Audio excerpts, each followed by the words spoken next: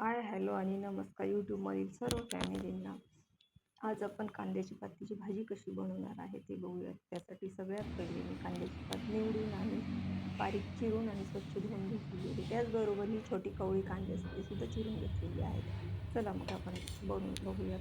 त्यासाठी कढईमध्ये तेल टाकलेलं आहे.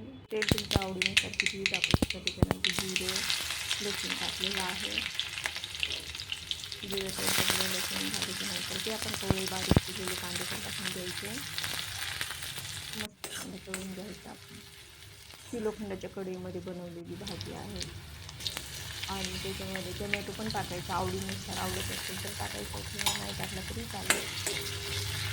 सगळे मिक्स करून घ्यायचं.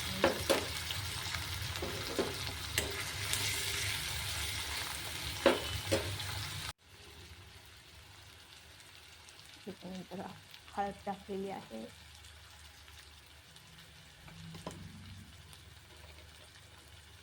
हळद आणि थोडंसं मीठ टाकलेलं आहे चवीप्रमाणे. अगदी साधी, सोपी आणि सिंपल अशी रेसिपी आहे. आणि लाल मिरची टाकलेली आहे. आवडीनुसार कोणाला हिरव्या मिरचीची पण आवडत असेल तर तेही टाकू शकता तुम्ही. अगदी झटपट होणारी अशी भाजी. आणि नंतर आपण कांद्याची पात जी चिरून घेतलेली आहे ती टाकून द्यायची.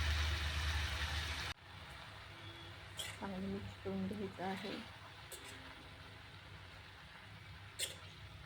लोखंडाच्या कढईमध्ये बनवल्याच्या नंतर शरीराला आयरन, लोह काय काय मिळतं मला एवढं माहिती नाही, पण असं ऐकलं आहे. त्याच्यामुळं बनवत आहे मी पण.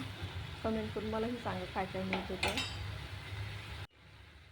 आणि झाकण ठेवायचं, थोडंसं वाफी द्यायची त्याला. हे ते वाफ आल्याच्यानंतर थोडीशी मुगाची डाळ घातलेली आहे, धुवून घेतलेली.